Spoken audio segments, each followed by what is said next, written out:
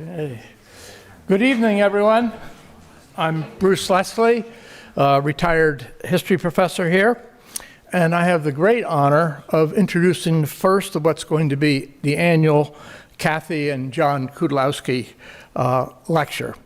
And before I introduce our lecturer today, I'd like to just tell you a little bit about the professors Kudlowski.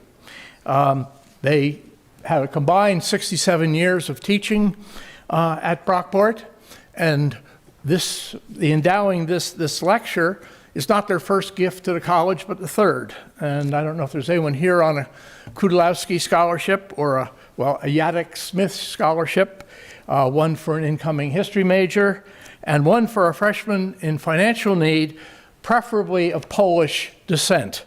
And my great-grandmother, Sarah Koska, is applauding them. Professor John Kudlowski went to Korea shortly after the armistice was signed, and when he came back, thanks to the GI Bill, did his PhD at the University of Chicago.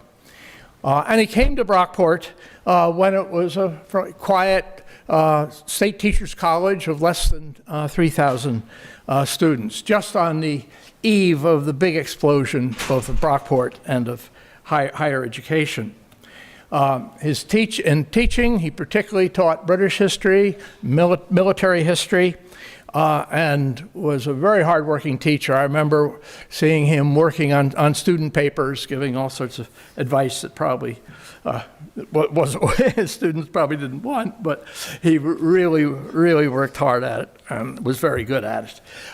His scholarship was particularly on British foreign relations, and his book, The West and Poland, Essays on Government and Public Responses to the Polish National Movement, 1861-64. Nothing to do with us, right? But in fact, to my surprise, as I was reading it today, he makes a good case that the Polish rebellion of 1863 actually had something to do with keeping the European powers out of the Civil War, out of them coming in on the southern side. Who would have guessed? Professor Kathy Kudlowski grew up in Elba. Anyone here from Elba? She then went to Gettysburg College, and in addition to being a fine student, she was an outstanding three-sport athlete and is in the Gettysburg Sports Hall of Fame. She was a journalist for a little while and then went to Cornell for her PhD, and she came to Brockport in 1970, along with a number of the rest of us who were then young whippersnappers. In teaching, she taught a much-beloved New York State history course, history of recreation, and various courses about the early Republic. Now, if you're an American historian, the gold standard is if you can get an article published in the Journal of American History, the leading journal in our field, and relatively few achieve that. However, if you go to the September 1984 edition, the first article is Anti-Masonry Reexamined, that political movement that was quite unique to the area just to the west of us, social basis of a grassroots party. It doesn't get any better than that for an American historian. I might say the other three articles were by people from large research universities, but Professor Kudlowski's was front and center. So, John and Kathy, thank you very much for all you have given to the college, both in the service you gave and the impact you'll continue and will continue having. Let me also thank the broadcasting students who are making streaming this possible. The Kudlowskis couldn't be here tonight, so they're watching, and I believe a number of other people are watching in this new world of the hybrid lecture. But let me move on then to tonight's lecture, Professor Jamie Spiller. We have a bond we don't normally disclose, but we both grew up and went to high school, not only in New Jersey. Not only are we Jersey boys, but in the same county. And we continued being Jersey boys, going off to college. And Professor Spiller went to Rutgers, where he showed his multi-talented abilities. Get this, he majored in history, of course, and math. And I think as you think about his work, you'll see connections between those. He's also multi-talented in other ways. I think most of us academics tend to be fairly sedentary, but Professor Spiller's never happier than when he's got his fingers holding onto a piece of rock with air beneath him. I'd follow him a lot of places, but not there. He went to the University of Wisconsin for his PhD, and then came to Brockport in 1999. And I know you like to think you're a lot younger than we are, but you realize you came here in the last millennium? Jamie is an extraordinary teacher, right from the get-go, showed amazing teaching abilities, won a Chancellor's Award very early. And that combination of math and history you see in his teaching, doing cultural history and environmental history, history of science, all those. He has also played quite an administrative role at Brockport. He has been a provost and a dean, dealing with particularly with research and with graduate studies. He founded the SUNY Student Research Conference, and he has just finished a stint as our College Senate president. But today, it's his scholarship that is on display. And his first book was Frontiers of the American Century, Outer Space, Antarctica, and Cold War Nationalism. And I swore I wouldn't mention Opus, but at any rate, he has not only taught about Antarctica, he's actually taken students there and gotten them back, I believe. I begged him to find Opus's mother, but he let me down on that. At any rate, what you'll hear today is what no doubt will be make the guts of his second book, Memorials, Museums, and Militarism in Post-Vietnam America. Professor Spiller? Thank you. Just make sure this is on. Okay. Folks can hear me okay? Okay, wonderful. Thank you, everybody, for being here. Special thanks to our emeritus professors, Bruce Leslie, who contributed as a scholar and a teacher to SUNY Brockport for a half century. You're going to hear that term a lot tonight, talking about the last half century, and it's defined by Bruce's career at Brockport. And thanks to Kathy and John Kudalowski, their generous support for Brockport, for the Brockport History Department, for students, and their decades of teaching and service to the college. Jumping right into it, because I have a lot I want to share. I'm a modern U.S. historian, and my current research is about American military power since the Second World War. More specifically, I'm studying how a substantial portion of the American public came to support, or at least to accept, this country's unprecedented and continuing militarism over the past 75 years since World War II. Now, by militarism, I don't mean the common colloquialism of a bloodthirsty warmongering country.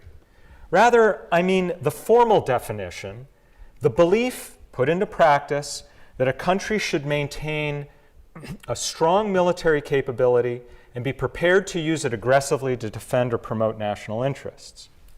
Now, among the many indicators of American militarism since World War II, several slides, are these images here of U.S. military bases around the world. You can see in the image on the left, on the cusp of World War II, the United States had military footprint around the world in terms of bases. But with World War II lasting up to this day, the United States has a global constellation of military institutions, of military bases, more than 700 that are known let alone to ones that may be secretive, around the world today. If this is an indicator of American militarism, of the belief and practice of a country maintaining a strong military capability and using it, so too is the US military budget, which is not only the largest in the world today, and it has been for decades, but it's larger than the next 10 countries combined.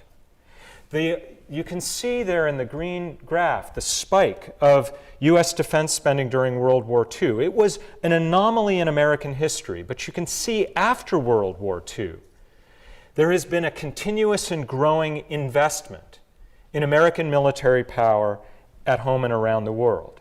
And the defense spending, the percentage of the American economy that is devoted to defense spending, is among the highest in the world as well. These graphs of US troop deployment, millions of US troops have served overseas in war and in support capacities all around the world. Wars and military actions that you may be familiar with, the Korean War in the early 50s, the Vietnam War across the 60s, the Gulf War in 1990, the wars in Iraq and Afghanistan in the 21st century. But you also can see on the right an incomplete list. This is barely half a list that I was able to compile of US military action over the last 75 years. So as I noted at the start, I'm interested not only in American military power, but how a substantial portion of the American public came to support, or at least accept, this historically unprecedented and continuing militarism, this historically unprecedented and continuing national investment in military power to support security and national interests at home and abroad. Now, during World War II and the Cold War, at least until the late stages of the Vietnam War, that public support was fortified by a common held belief that fascism, Nazi and imperial Japanese fascism, and then communism, particularly Soviet communism, were global threats that the United States had to defeat or at least contain at all costs. And I want to stress this. These beliefs were never automatic. In fact, they were contested in the United States during World War II and the Cold War. But they were assiduously cultivated across the fabric of American life. And these beliefs held that America's safety and prosperity depended on its international leadership of a free world of united nations. That this poster was a World War II era poster. That language rolled into the post-war era and became the name for the United Nations of representing a free world, and that U.S. leadership also relied on unmatched U.S. military preparedness and action. Now, this consensus for American internationalism and militarism wavered at times, but was dramatically shaken during the Vietnam War. Depending on how you date that war, 1964 to 73 is the date I'll use. And there are a couple of obvious reasons for this shaking of the American consensus around militarism and military mobilization. First was the growing divisions during that war, especially the late years of that war, among Americans about the morality of that war and of war itself. Divisions about the cost of the war and the expense in lives and the expense in national treasure of maintaining that level of military preparedness and action. And there was also debate about whether or not war, and the Vietnam War specifically, was even effective, whether it was achieving American strategic interests. That last point about the effectiveness of war was driven home by the humiliating inability of the United States to achieve its military goals of protecting South Vietnam, which fell in 1975. You see the famous image in the upper right of U.S. troops evacuating people from the U.S. Embassy in Saigon, evacuating South Vietnamese allies. And that, of course, has become a meme, a symbolic measure of strategic failure to use military power. And you can see in the lower right image is a political cartoon that's using that image to reflect on the American pullout from Afghanistan 2 years ago. There's a couple of other less obvious reasons for the shaking of the American political consensus for internationalism and militarism. At this period of time, President Richard Nixon, and frankly a bipartisan effort, was made to try to reduce the costs that had become unsustainable to the United States in terms of maintaining the scale and scope of American military mobilization, cost in dollars and cost in lives. Part of his strategy to get out of Vietnam and to reduce the cost was to shift from a global strategy of confrontation with Soviet Union and communism to a strategy of détente, a living alongside in more normal diplomatic relations with the Soviet Union, you see in the upper left, and China. This was undercut the ideology and the justification 20 years behind US militarism, that communism posed an existential threat to freedom everywhere, and the United States needed to maintain power to protect Americans and global interests. What détente said, and it's a remarkable historical period that hasn't been given enough attention, was that communism is not that existential threat. It's just a different political system that in normal geopolitical competition can be managed.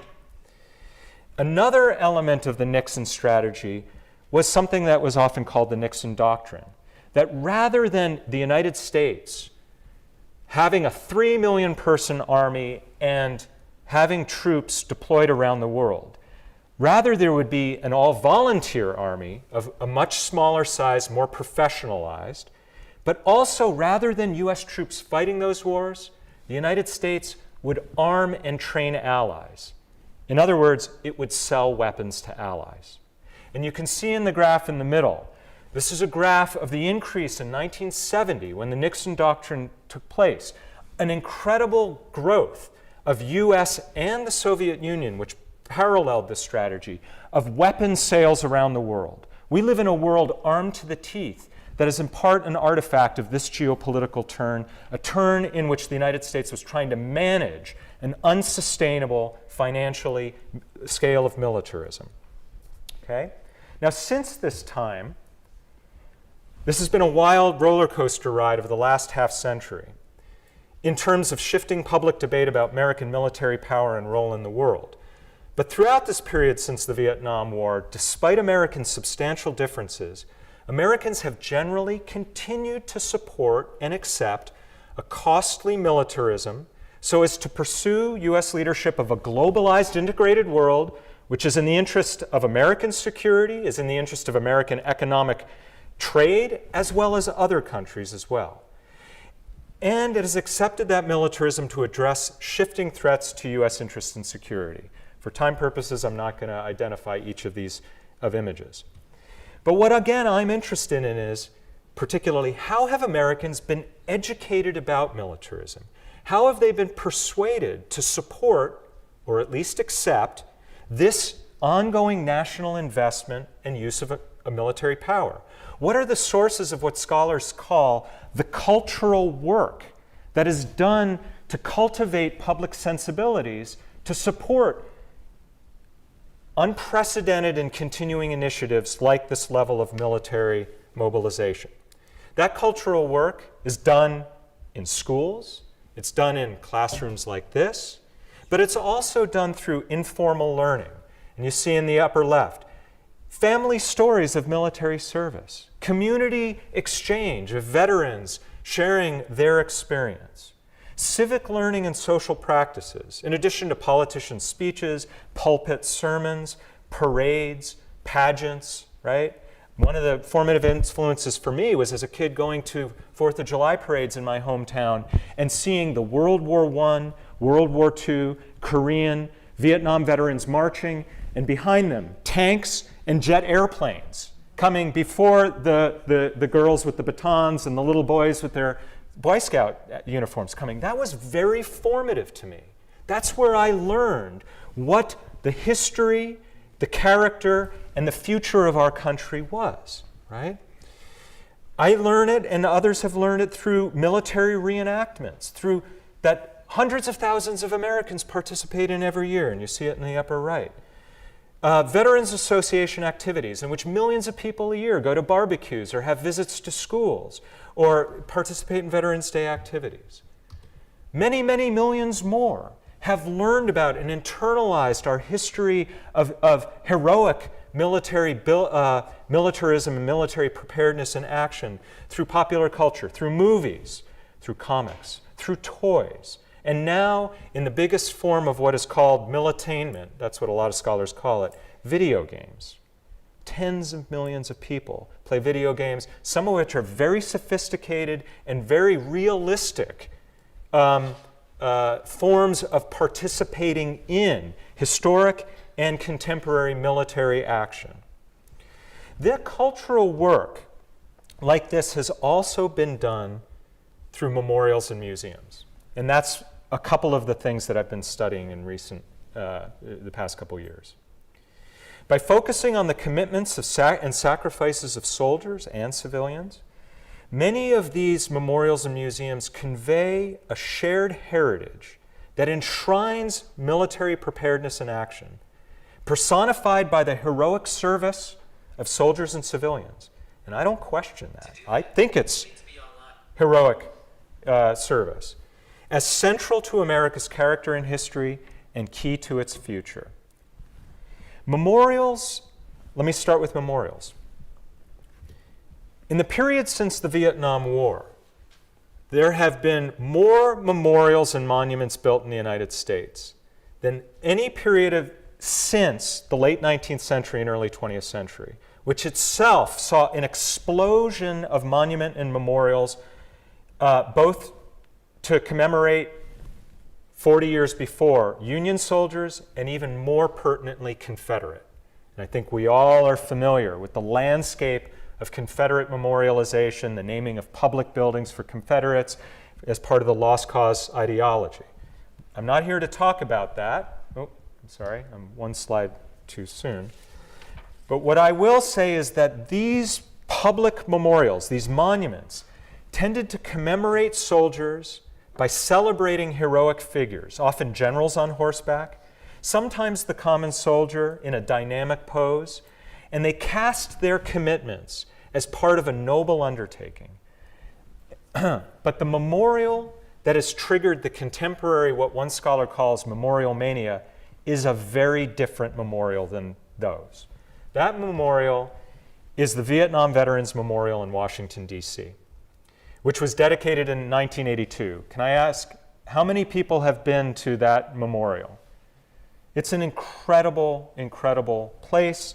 It is incredibly effective. When that memorial was built, it was the first memorial built in decades in Washington, D.C. And there had been a lull across the country of memorial building. This memorial broke with traditional monuments and memorials, not just because it was erected less than 10 years after the war.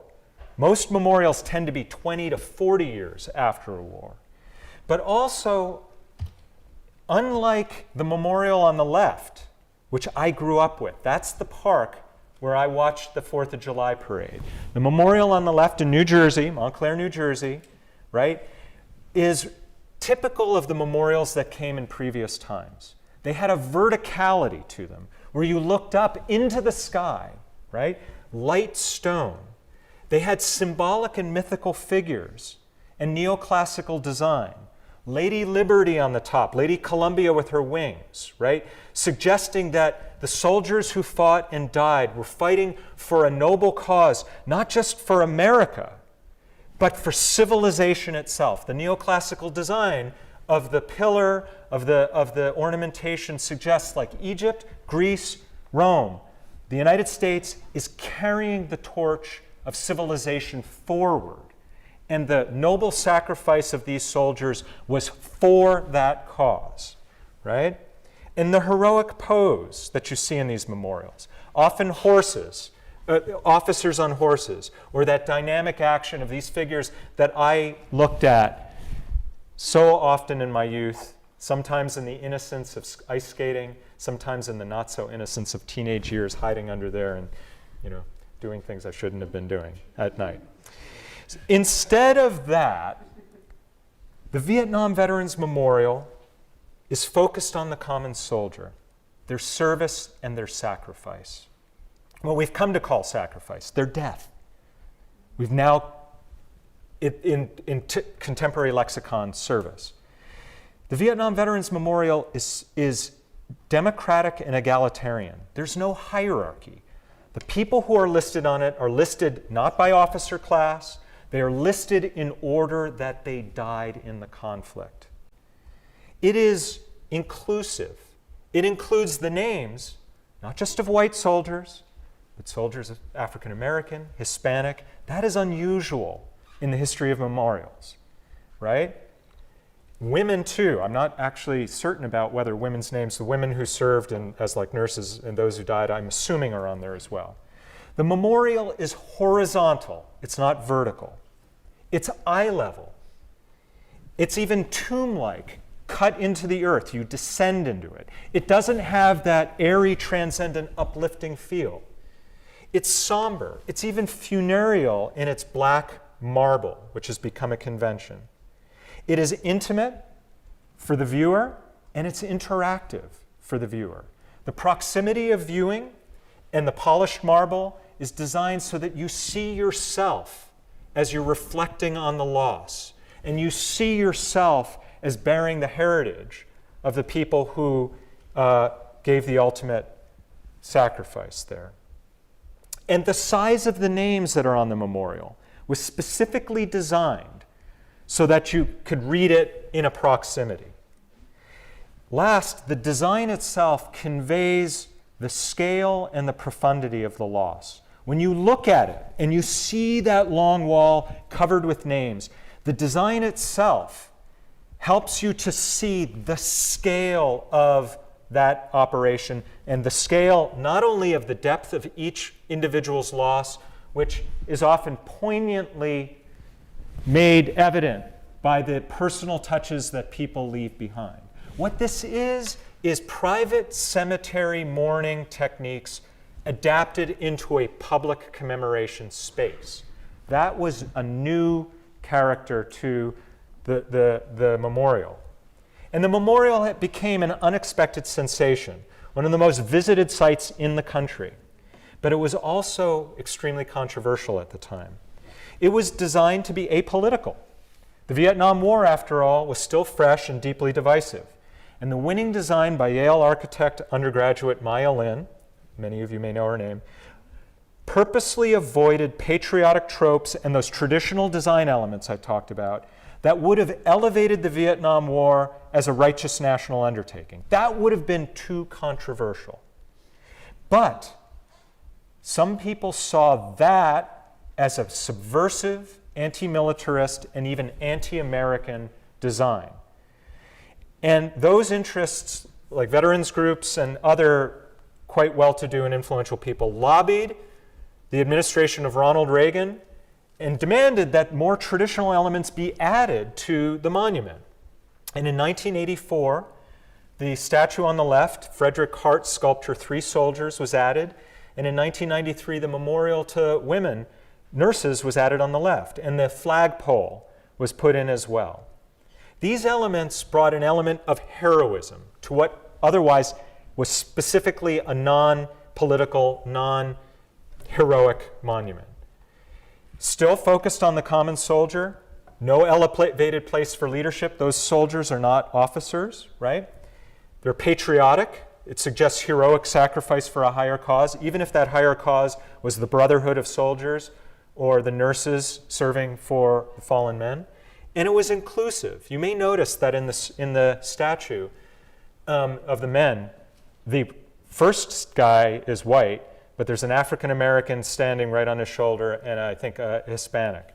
And with the nurses, the nurse taking care of the fallen soldier in a design form that evokes Michelangelo's La Pieta Renaissance sculpture, the nurse looking up is an African American nurse. So again, it is incorporating some of that inclusiveness. We could analyze those more. But I'm going to move on and say the combined effect of these different elements came to be seen, I would argue, in memorials all across the country. Memorials to Vietnam, but memorials then that started proliferating to the Korean War, to World War II, to the Gulf War, and now to the wars on terror. They are spreading at a rate that is quite remarkable across the country. And like the Vietnam Veterans Memorial in DC, you can see the two veterans memorials that are regional ones. They're seemingly apolitical, they're intimate, they're democratic and inclusive, emphasis on service persons and sacrifice that convey the scale loss. But unlike the monument here, right, it didn't quite go that far, but they did incorporate enough heroic, patriotic, and didactic elements so that these memorials function as a way to exalt the sacrifice as part of a long and continuing tradition of military preparedness. And we see those elements, for instance, in the New Jersey Veterans Memorial and Museum. And that's an interesting thing that we may talk about later too, is the bridging of memorials and museums. A lot of memorials have museums attached. There's a museum that's going to be built under the Vietnam Veterans Memorial. And a lot of museums have memorials as part of them as well. The function of those two are really merging close together. We also see it in the traveling exhibit. My colleague Joe and I have talked a little bit about this. There's a 2/3 scale model of the Vietnam Veterans Memorial in Washington, D.C. that travels around the country and is a sensation wherever it stops. But what you often see happen in those communities are you have community-based additions that, like the statuary in Washington, D.C., bring patriotic and didactic elements that create a bit of heroism, that exalt the militarism and the military preparedness that is not evident in the black funereal wall itself. I want to turn my attention to a couple other memorials before we talk about museums. I want to talk about the Korean War Veterans Memorial in Washington, D.C., another remarkable and amazing memorial. This one, in D.C., the memorials were done kind of in reverse order. Vietnam came first, then the Korean War Memorial was built on the mall, then the World War II Memorial was built on the mall. Any of you go to D.C., you may see the World War I Memorial right off the mall is almost ready for dedication. Right? It's an interesting story.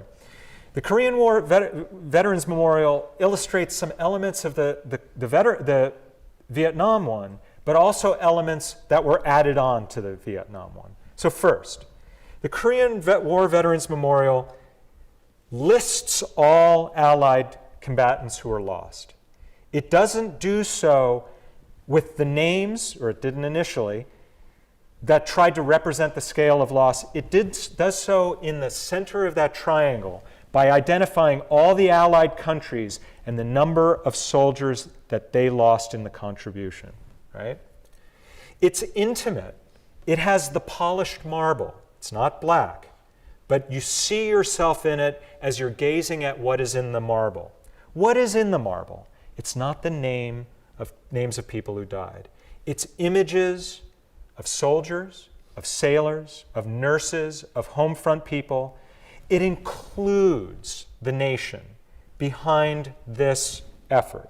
It has religious symbols, cross for Christians, Hebrew star for Jews. I didn't see, but I assume there's images for Muslim Americans as well. Inclusive and democratic. Women, men, people of different ethnicities, African Americans. And that diversity, that inclusiveness that's trying to suggest this is a national effort, an inclusive one, is also reflected in the statues that you see there. There are 19 statues for soldiers representing the different services, and a certain number of those statues are designed to be clearly white men. And the booklet for the memorial, you can read it. A certain number of African American men, there's a Native American, Hispanic, etc. It represents not only that diversity, but those 19 men, when reflected in the marble, become 38. In terms of Korea, does that number 38 mean anything to you? What does 38 mean? Parallel. The 38th parallel, which is the dividing line between North Korea and South Korea, the temporary dividing line in which communist North Koreans came across the border. What do you think that number 38 means. It's a didactic element that is trying to direct and frame your analysis. It is saying that not only was this a war, freedom is not free, to protect freedom. Not only was this a noble effort in which all of the fallen were protecting a country that they had never known. That didactic elements, like the statues that were added to Vietnam. But what the 38th parallel is saying is that the cause of the war was the cause to protect free South Koreans and from northern aggression. It doesn't critically historically analyze the U.S. attempts to then cross the border and unify Korea. That's not part of the narrative. That's not part of the narrative, which is an important element here. It's didactic, it's patriotic, it's inclusive. And what's interesting is 27 years later, last year, I didn't even know this until I was preparing for this, an addition was put to the memorial of a wall of polished granite with every name lost in Korea in sequential order to represent the scale, that there was a yearning for that kind of element to be seen in this memorial. And apparently it's been quite a controversy because some of those names are actually not people who died in Korea, and there are a lot of people who aren't included. It's quite a boondoggle, apparently. Nevertheless, it's a moving gesture. Last memorial I want to talk about before moving on to museums is the National World War II monument, it's called. Not the memorial, a monument. And monuments are memorials, but that have monumental kind of classical features to them. And it was a return to the pre-Vietnam veteran memorial classical elements. Light stone, monumentality in terms of verticality. But like the Vietnam Veterans Memorial, it represents the scale of participation, that this was a national effort. Each of those columns, which themselves are like 20 feet high, represents a different state or American territory that contributed to this war effort. It is a monument, and I've got the image of the Iwo Jima monument. I just was suggesting that it was a return to the monumentality of the sort that was seen in the Iwo Jima monument that was built right outside of Washington, D.C. in 1954. It is also a memorial, a monument that includes all the dead and tries to represent the scale of loss. But with more than 400,000 Americans who died in that conflict, there's no way to have walls with all the names. So the way that it did it was these large bronze stars, the price of freedom each one represents. There are 4,048 gold stars, each one representing 100 American troops who died in the conflict. It represents everybody, it's democratic, it's egalitarian, and it tries to, through the design, convey the scale and the profundity of loss. It is inclusive. Also in the bronze friezes that line the thing, that line this large monument memorial, that tell the story. It's didactic. It tells a story. It doesn't critically historically analyze. It tells a story of soldiers, and you can clearly see of different races and ethnicities, their experiences in the different services in the different zones of war. It shows the home front, and it shows women. Through these panels, it suggests a national unified effort together to fight a war that, if you didn't already know or already think it based on the design elements, the quotes that are etched in all over are quotes that channel your attention to the heroic nature of that service and sacrifice for greater cause, for American security. This is a legacy, a history that needs to be continuing, right? Okay. So it's not surprising that such cultural work is done by memorials. Memorials, after all, are focused on the dead, the people who through courage, maybe terror, but commitment and service, lost their lives in a cause that, was on behalf of the country. But what about museums?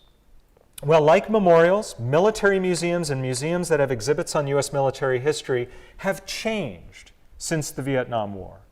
And they tend to, though not exclusively, be non-political, non-controversial, by avoiding critical historical analysis that could spark upset and controversy. I haven't seen yet in any of these museums that I've traveled to, except for small community museums and, interestingly, World War I museums. That's far enough in the past that critical historical analysis seems safe. But anything about World War II to the present, I see very little explanations for U.S. geopolitical motivations behind militarism war. Very little critical analysis of the political interests behind war and militarism. Very little historical analysis about the divisions on the home front about war making, about military mobilization. I see little historical analysis about the horrors of war or the terrors and victims of American military action. Right? Now, I'm not suggesting they need to do that. I'm saying they don't do that. And that's an interesting, meaningful thing to consider. They emphasize the experience of soldiers and civilians, and in so doing often commemorate and memorialize through the exhibits their commitments and sacrifices, right? And in so doing, there's a shift that we're going to see from what these museums traditionally did, which was display the artifacts of war. Museums were about weapons, and you go in and you look at them, right? And instead, they've shifted to a strategy of storytelling focusing on the common people involved in war, the common Americans, and their heroic, their courage, their commitment, and the sacrifice. They're democratic and inclusive, not only of those represented in the exhibits, but they're inclusive for visitors as well, who now have people that they can see and relate to draw them into the exhibit. Women see themselves in women in war. African Americans see themselves being represented as part of the pageantry and the history of war, now that they're included. Children often can see themselves in the children that are on display as well, right? So this inclusiveness is not only in respect of the historical material being covered, but is also a strategy to entice and interest a wider museum-going audience, right? It's intimate, it's immersive, and it's experiential. So let's look at a couple museums. The first one, which is a traditional museum to this day, the oldest military museum in the United States that's still operating, is the museum at West Point Military Academy, opened in 1843. And then, like now, I went and visited and the curator brought me around and I got to go look in the collections and I got to open this box that had a signed letter by Hitler with the highest order of Nazi Germany that was found by a US soldier there, and I'm just like, the thing is like screaming out Voldemort energy to me, right? I mean, it's an amazing place, but it's a place that still displays the technologies of war. And there's little placards saying, this is a 4-ton, whatever gauge weapon. There's that historical interpretation, but there is not critical historical analysis of the history that it shows. And that's fine. And in fact, this is a learning institution. This museum, like the dozens of museums that the military services have around the country, are teaching museums for cadets at these institutions, right? So it's doing, critical work for them. Each of the services not only has that constellation of museums, but has a flagship museum as well.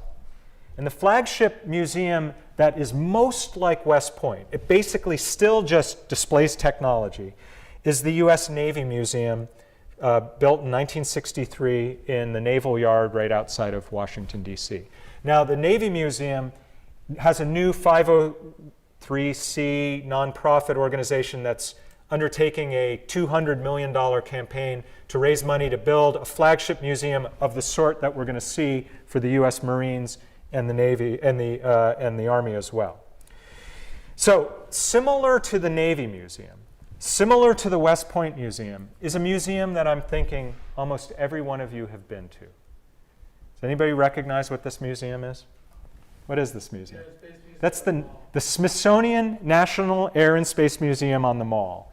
I spent a year there doing my dissertation research.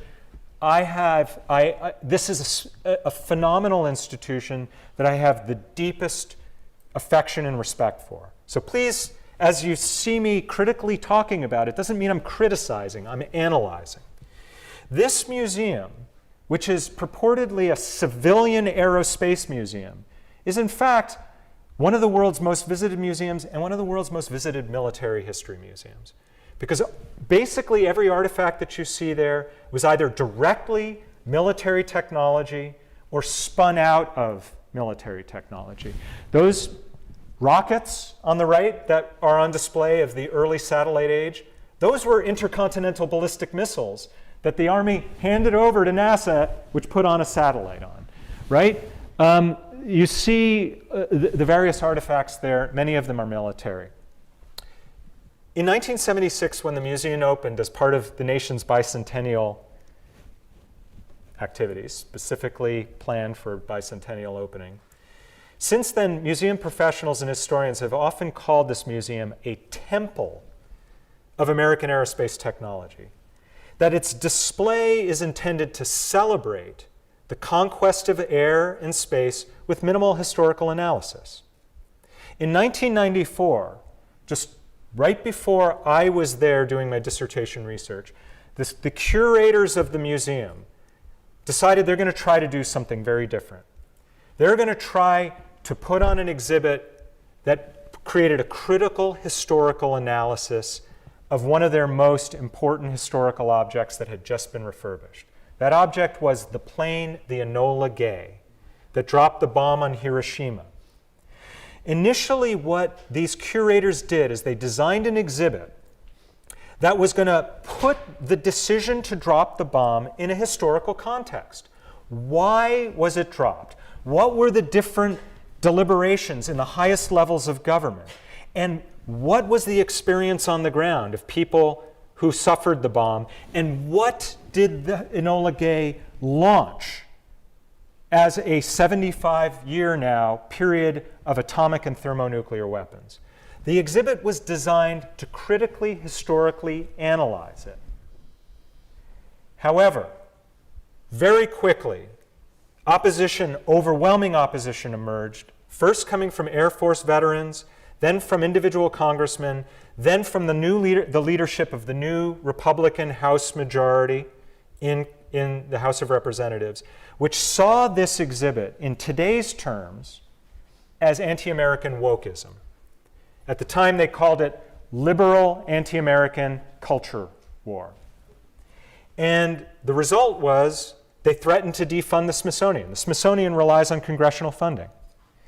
The result was the museum director resigned, the exhibit was scrapped, and the artifact was displayed as traditional artifacts at the museum were.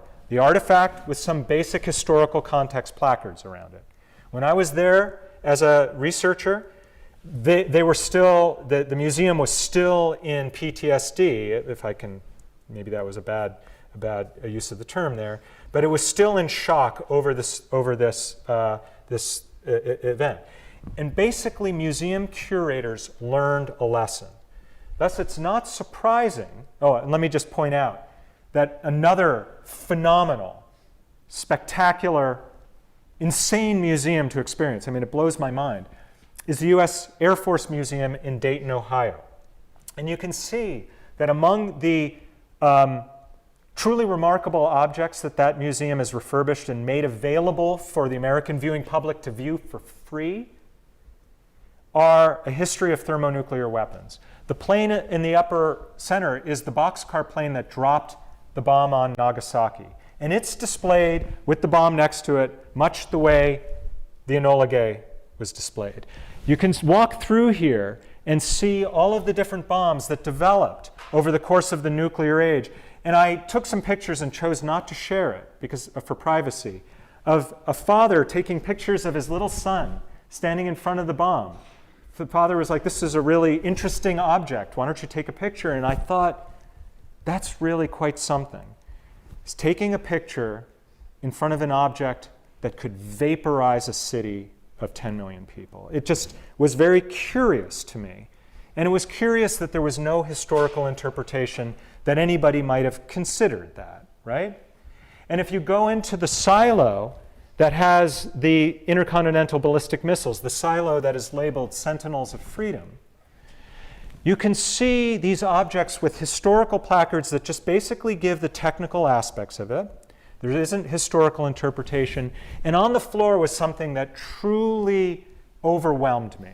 Does anybody recognize what's in the upper right-hand corner? Does that look familiar to anybody? Yeah, David. It's a MIRV. It's a platform of multiple independent reentry vehicle warheads developed in the 1980s. What that was, you could put that on a missile, fly it into outer space as it came into the Earth's atmosphere. Each of those warheads would split off. That pallet alone could vaporize the eastern seaboard of the United States. Now, as a historian, as a patriotic American, I also believe that it has played a critical role in deterring and preventing thermonuclear conflict. Nevertheless, it was sitting on the ground, and the only interpretation was a placard that said MIRV. There was nothing to convey the historical implications, the human implications of what that was.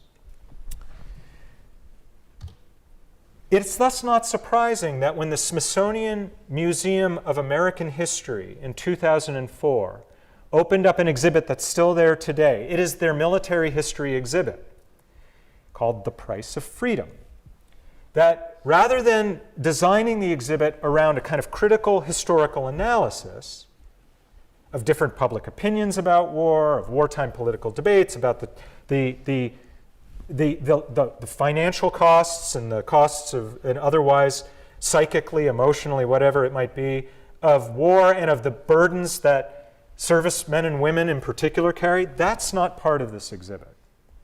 Instead, what we're left with is a flatter history that emphasizes the earnest commitments and sacrifices of servicemen and women through history, and you see that history displayed through the same techniques that I've already mentioned. Artifact-based, it's non-political, non-controversial, democratic, inclusive, intimate, immersive, and participatory.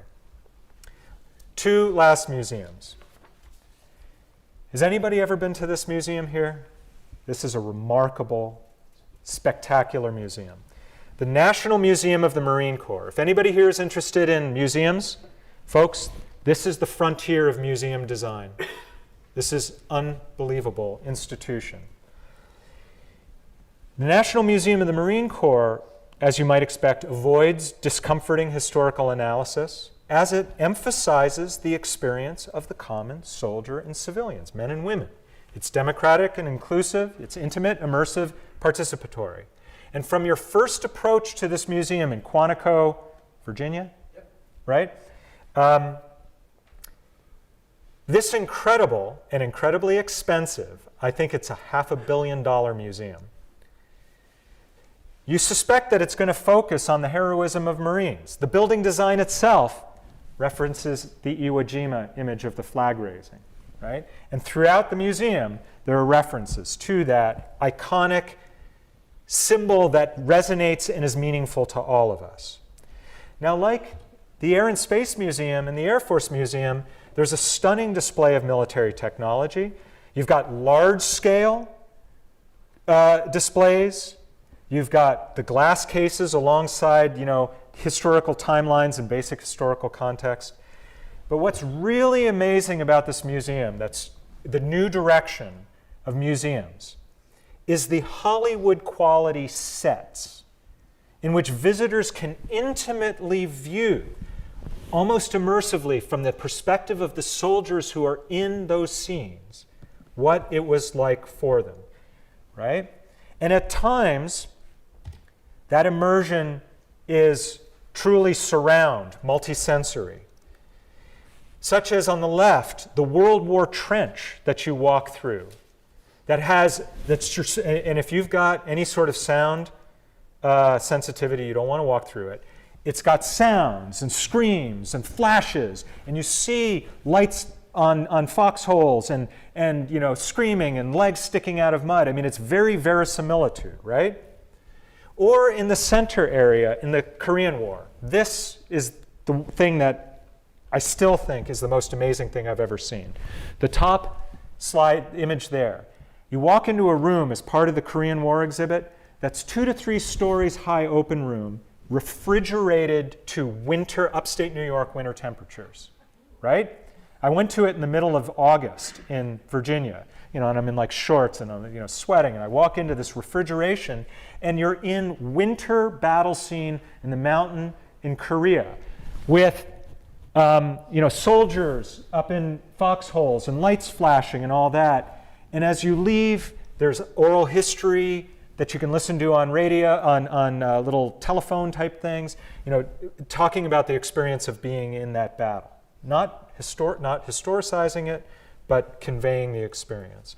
Or on the right, in the Vietnam area, where you walk through a transport helicopter as you enter a 360 surround room, a dioramic room that again has the sounds and the booms and that you can intimately be in the midst of, that has historical placards saying what was going on with little oral history phones that you can hear people who are actually in the scene conveying that. It gives you some history. It doesn't give you critical analysis of history, right? Now, there is a bit of a precedent for this kind of immersive experience. Has anybody been to Gettysburg and the museum there? Do you recognize the thing on the right there? Yeah, it's called the Cyclorama. That is actually a refurbished 360-degree painting that was made in 1884 that traveled the country in tents, like as carnival tents, and people would pay tickets to go in and see it, right? So there's a history of using immersive kind of experience to try to convey these sentiments I'm talking about. But the Marine Museum and other museums take it to a whole nother level. Last thing I want to talk about this museum before going to the last one is the overt memorialization that's threaded through the museum that I see in military history exhibits and museums all across the country that I've gone to. Right? Just like memorials, and these are the two on the right are part of the memorial garden outside of the museum. As these memorials have become not only the black polished marble, the naming of names, but they've become didactic. They try to affect and frame the viewer experience and the lessons you take away, in part by giving you some historical information about that battle. And you can see the Chosin Reservoir, if I'm pronouncing that correctly, this pentagon, octagonal, I guess, memorial with huge amounts of information about what actually happened there. So it's like memorials are doing the work of museums, while museums are now doing the work of memorials. They're coming together in a shared kind of blend of this effort. And in the Marine Museum, you can see in the section in the Pacific War and during World War II, when you get to Iwo Jima, there's a wall there that is silver. And on it are black stars, a huge wall. And you're like, wow, what are all those stars? That's huge. Every one is for an American soldier who died trying to take that. Like Vietnam Veterans Memorial, you feel the scale, you feel the depth of personal loss, of national loss, with the message that comes from it. The one on the bottom was a temporary exhibit in the American flag. Each one of the little shiny red, silver, and blue tags was a name of a U.S. soldier who's died during the wars on terror. A memorial to them framed in the American flag. I invite you to think about what that means and what kind of cultural work that's trying to do. How it borrows from the Vietnam Veterans Memorial, but also tries to contain some of the transgressive aspects of it. Yeah? Just a quick question about, you're talking about the flag memorial right there on Yep. the bottom. That's just the ones who died in action over on the wars on terror, not the ones that came back, suffered, and ultimately, I guess, for lack of a better way of wording it, succumbed to their PTSD and took their own lives. Yeah, so the question, and just in case folks online can't hear, was the memorial, the flag memorial there, the question is, are people who are on it in each of those little name tags only soldiers, men and women who died in the field in combat, or might it be people who succumbed from wounds upon return, or might have succumbed from taking their own life from PTSD? That's a fabulous question. Yeah, That's a very important, I wish I had the answer to that. That's all right. I know somebody who lost someone personal to that, so yeah. Yeah. Let me just tell you the last museum. The National Museum of the American Army opened on Veterans Day 2020, another $500 million museum. And while it doesn't have the same architectural symbolism of the Marine, the Iwo Jima, this spectacular and spectacularly expensive museum, this temple, is a temple to the U.S. Army. Again, it provides little critical historical analysis as it tells the story through time of the experience and sacrifice of servicemen and women. From the impressive film, surround sound film, that you can watch upon entry and experience the uplifting narrative of from enlistment through training to deployment in the field in the movie, to the gift shop that you can buy toys or food products in the shape of grenades or t-shirts for your child that says future soldier, that enable you to imagine yourself carrying on and bearing the heroic work that you've witnessed through the museum. It is through the whole museum. It is immersive, it is democratic and inclusive, and it has memorial displays woven throughout it. And an interesting element that I hadn't seen in other museums were places where people could reflect on and invite one's gratitude. Reflect on the experience not only of servicemen and women, but also of their families, the sacrifice that the commitments they all make, and invite one's gratitude, very literally, for that service. So what's my takeaway? One of the things that I want you to consider as a takeaway. Memorials and museums have changed since Vietnam, and they have proliferated. And they share some common design elements, focusing on the common soldier and civilian, and by representing, honoring, and often celebrating their courage, commitment, and even death, what we again call today sacrifice, wasn't in generations past, enshrines militarism as an essential and enduring characteristic of the nation. These institutions do cultural work that help us to understand how there continues to be an effective political consensus for the United States to maintain what is an unprecedented historical thing of the powerful force that it has. And I would also just add as the last point, I'm essentially arguing that this incredible museum, the National Veterans Memorial and Museum in Columbus, Ohio, opened in 2018, got it wrong when in its pamphlet in the center, the middle line says the following: "It is the first and only national museum dedicated to honoring the bravery, sacrifices, and stories of our veterans." What I would argue is that's what military museums and military exhibits have largely redesigned themselves to do. If that's museum mission, as you see in the lower left, is to honor veterans, to connect visitors to their stories, to educate visitors about soldiers' experience, and to inspire visitors. And I offer you this as a parting question. Inspire you to what?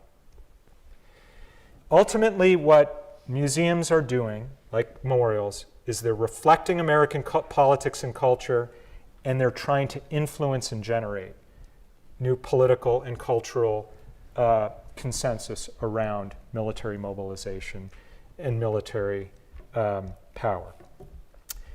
Thank you, and I'd love to engage in some questions.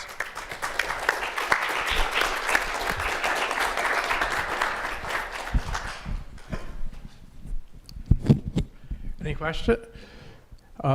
Jamie, where does MASH fit into all this? We've got, while I think about that, there's Madison in the back.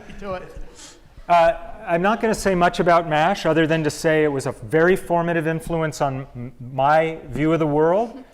I grew up watching MASH, which has an approach to war that is very different than what we see in memorials and museums. It was a transgressive kind of approach in which it really questioned some of the conceits, the patriotic conceits behind war, as it, I mean, in a way, questioned the morality as well as the effectiveness of war. And I got to admit, a lot of my world frame is not only influenced by those parades I saw, which inspired me, but also MASH itself. It did cultural work. When do you think we will get to a point where museums are able to look at military history through a more critical lens? So I think part of the question was, when might we get to a place where museums might have a more critical historical lens? And I think that some museums are capable of doing that, but you have to ask yourself, what is the museum's mission? What is its business model? If its mission is to bring in a broad audience to pay tickets, or maybe you're a Smithsonian or you're a National Service Museum in which your mission is to make available to a broad public for free, then you need to be sensitive to the diversity of attitudes of your audience. And that's part of what's going on. These museums have found a way to exhibit material like the Vietnam Veterans Memorial originally did that skirted what could be disquieting and discomforting political analysis that might mean that that family and that community and that social organization would be like, I'm not going to that museum. You have to appeal to a broad audience, which means that you have to be very careful and mute that kind of critical historical analysis. Could that possibly be due to the fact that, like, take a period of like 1945 to say the war on terror is still so fresh, if you will, in a lot of people's minds? Because you had mentioned earlier in the lecture that the museums are starting to apply more critical historical context to World War I because it's at least a century old now. Right. So most of the people, unfortunately, who served in that are dead. So what I was thinking as you were saying that is maybe within the next 50 to 100 years, that will start being applied to now and back to as far as World War II. I mean, is there any merit to that? I don't know if you heard that, Madison, or folks online. The answer was in the same way that what I've discerned, and I'm curious if other people have discerned. If you have ever gone, for instance, and I've got a lot of catalogs of various museums here I invite you to take a look at. One of them is the World War I Memorial and Museum in Kansas City, Missouri. Spectacular memorial and spectacular museum. And what struck me was how sophisticated, from a kind of scholarly point of view, the historical analysis of the causes of the war, of American interests in the war, of all of those questions that I was talking about. And I think part of the reason is the distance from it, that is not discomforting to people because of the distance from it. So maybe part of the story is the farther we get away from war in time, the more kind of critical the analysis can be. We have a question from somebody watching from home. How does Dr. Spiller see memorials evolving and changing in the future? So not museums, but the memorials.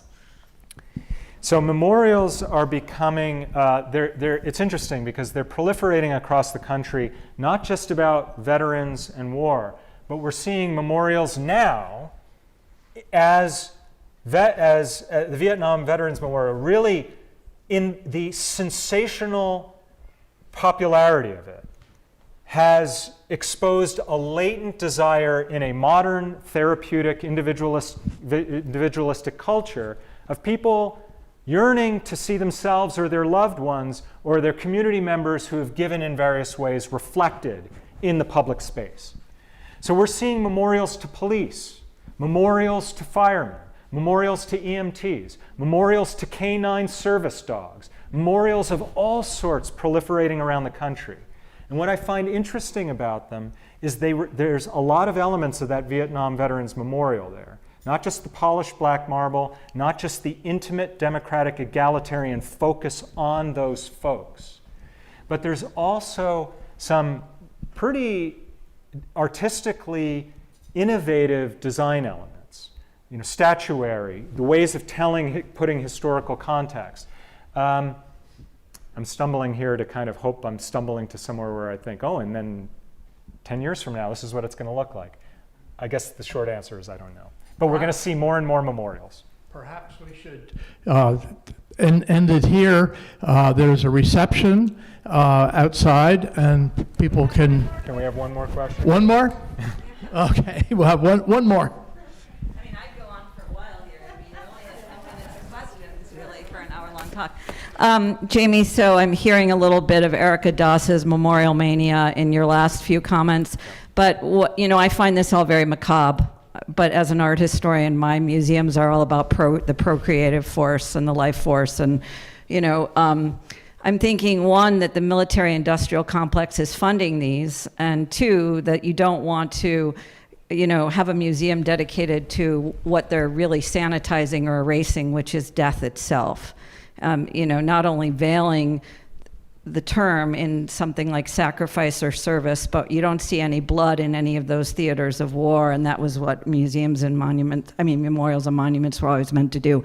So how do you relate the proliferation of these, to what I see as a follower of the consistent life ethic, which is no state-sponsored violence against the human person, no war, no slavery, no medical assistance in dying? How do you relate the proliferation of these, what is basically monuments to death, glamorizing them and sanitizing them, to the larger nihilism in culture? And I'm thinking in particular 2 terms I just learned about that's relevant to college age people. And one is they use the term death body count to refer to how many people they've slept with in their life. That's within the last few months, right? Is that correct, ladies and gentlemen? Yeah, okay.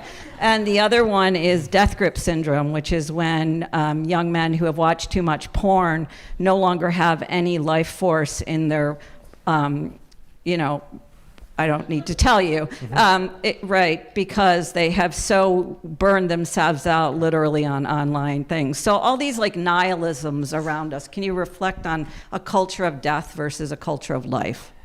I'll finish.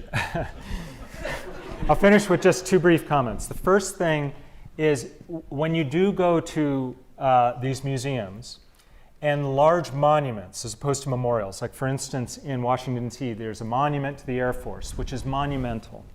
And it has a lot of the elements of the Vietnam Veterans Memorial, polished marble, but it has 8-story tall, metal flares, as though those are like plane trails going into the sky. It's uplifting, it's to the sky. But as you enter the memorial in polished marble, it lists all of the donors who've made this possible. It's McDonnell Douglas, it's Boeing, it's Raytheon, it's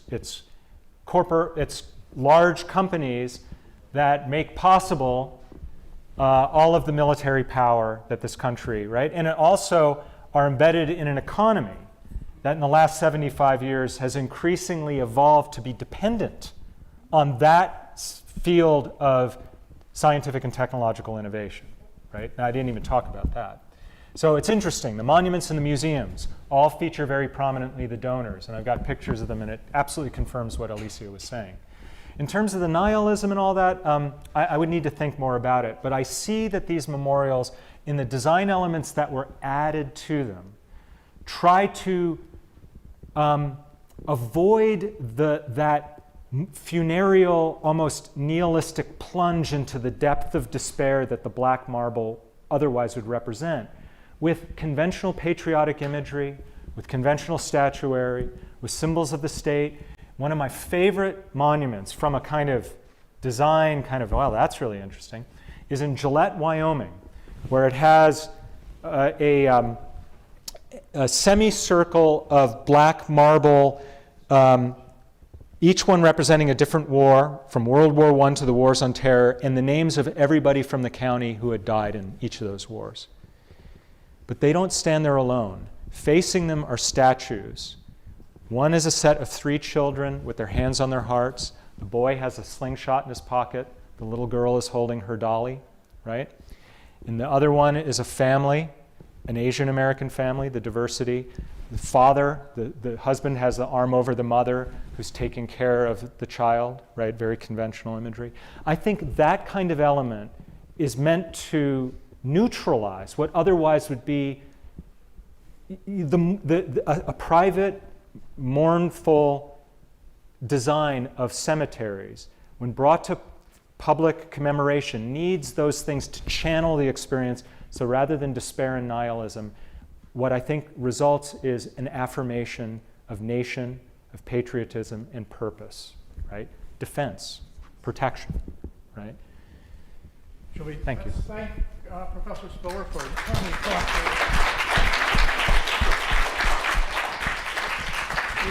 Remember, they has some books up there, and there's a reception outside, and the discussion can continue with Professor Spiller or with each other. And thank you all so much for coming tonight. Thank you.